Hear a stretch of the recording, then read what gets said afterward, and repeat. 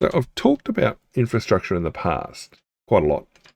And one of the things that come up in the last week or so, and it's been up as well, is this idea that we can increase low density housing, so the standalone house on a block, to moderate density, so allowing semi-detached townhouses on existing blocks, which brings up from low density to moderate density in the middle rings of Australia's 5 biggest cities, will hopefully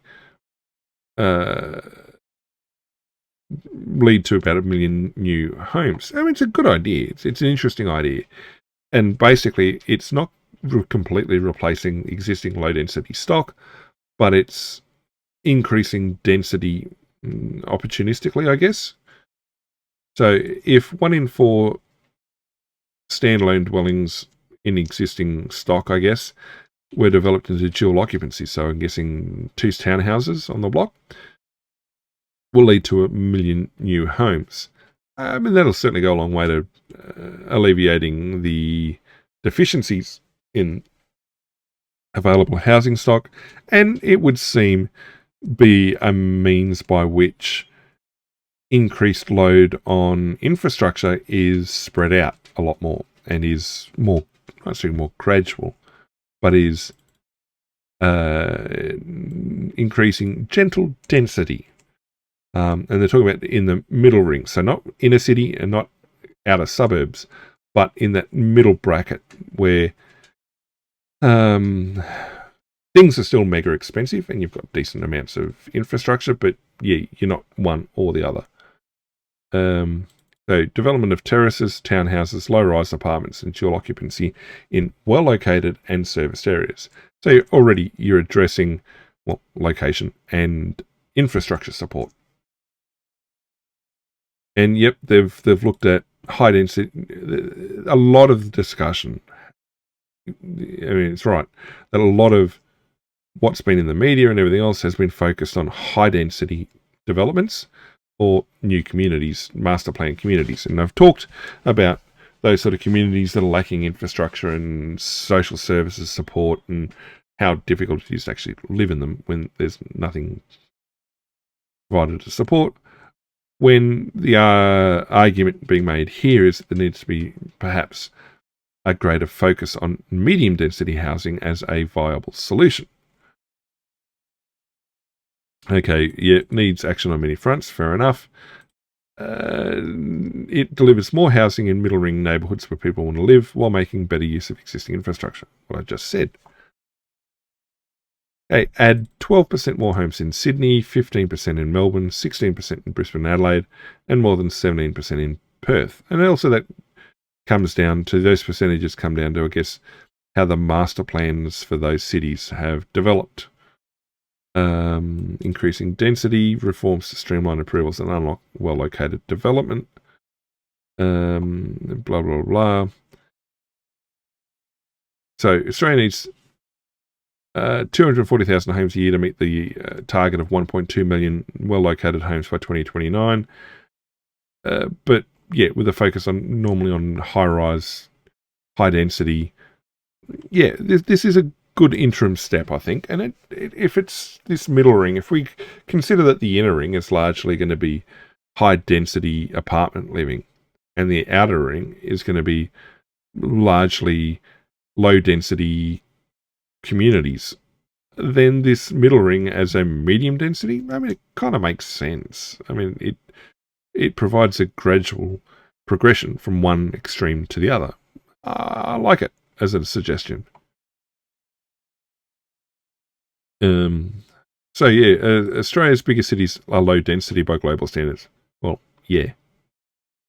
This idea of high density living just never really settled in Australia. I mean, you had the old, in the colonial, like early colonial cities, Sydney and Melbourne, for example, and Brisbane to a lesser extent.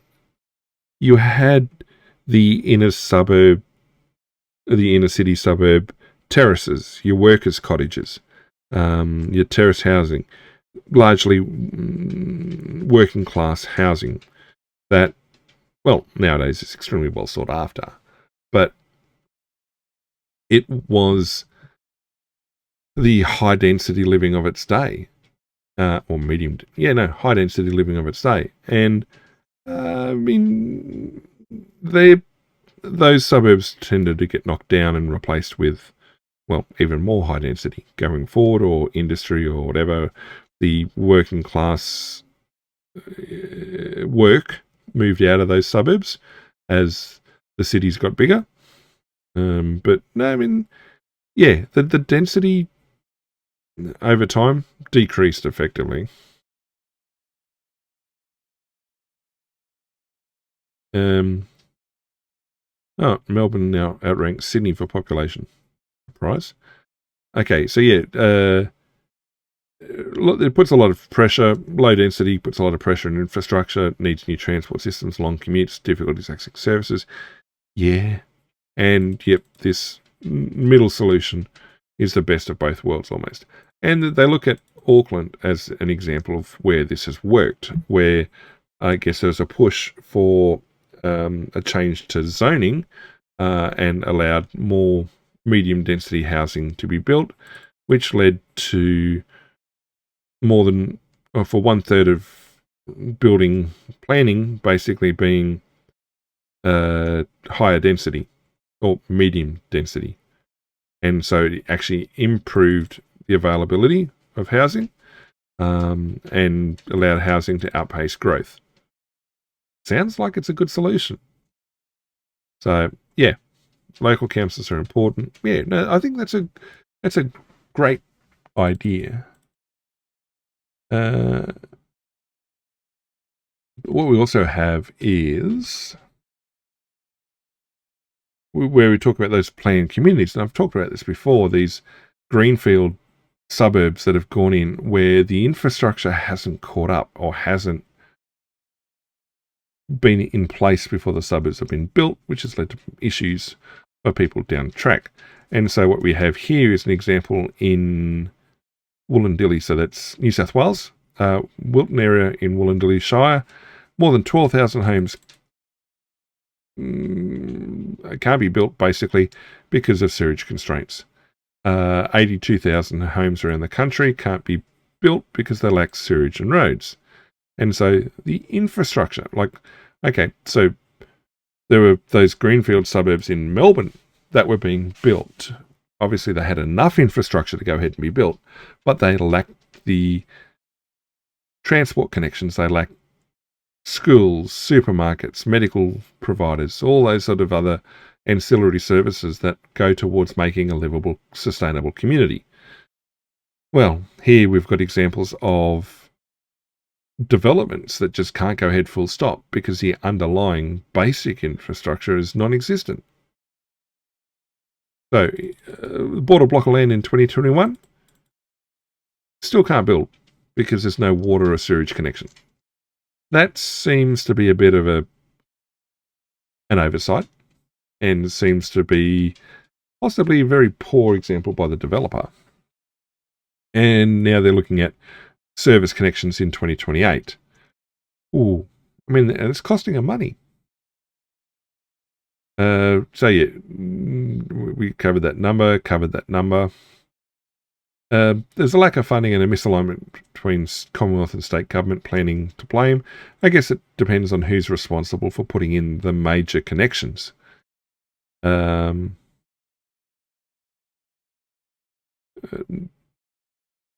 that, yep, these people are obviously advocating for infrastructure, transport, things people needed to live.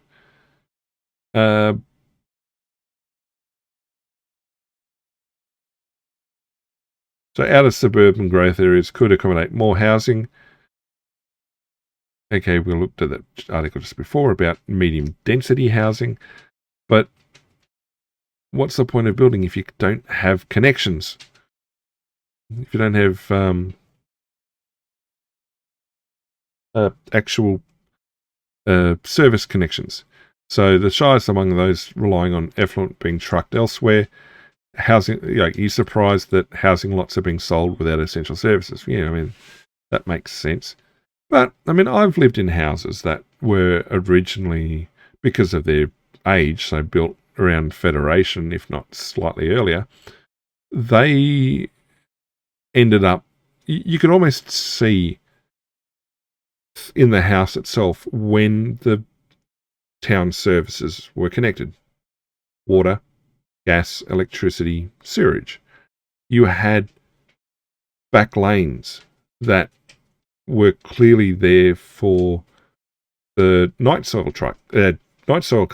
So in other words, you had external toilets, not just on a veranda or something like proper external long drop, or not even. I mean, some of them they went into a pit, but others was it had the night soil cart had to come and cart it away.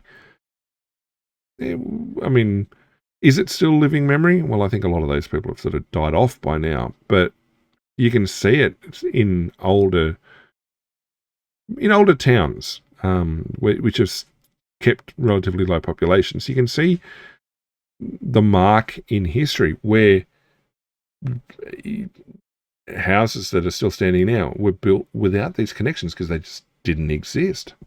Yet it's obviously, to build those now without them is insane. Well, look, they're doing it now, trying to do it now. And I mean, particularly like close into Sydney, it's mind-boggling that that's still a possibility or a reality.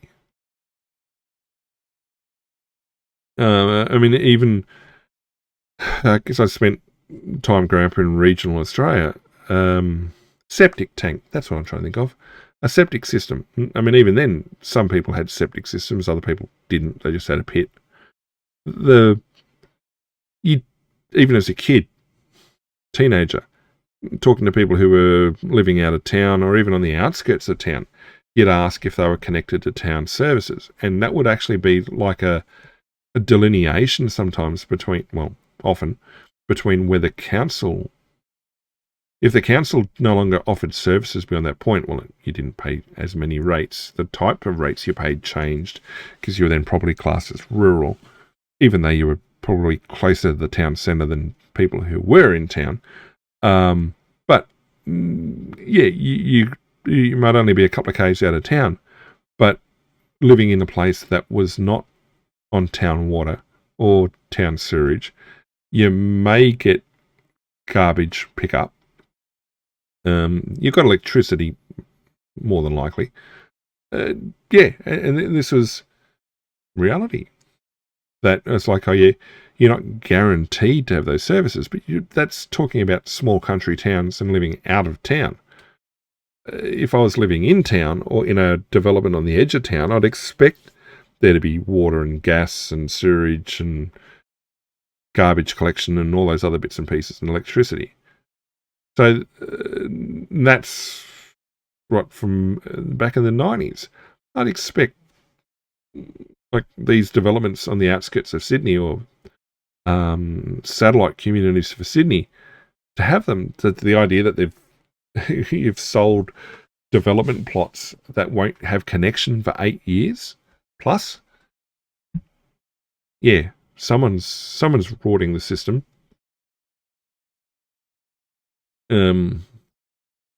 So yeah, expanded water and sewage infrastructure in Wilton is due by 2027. It's just, I find it amazing that they've still got development in places serviced by Sydney Water of all people, like a major city's service providers. No, bizarre.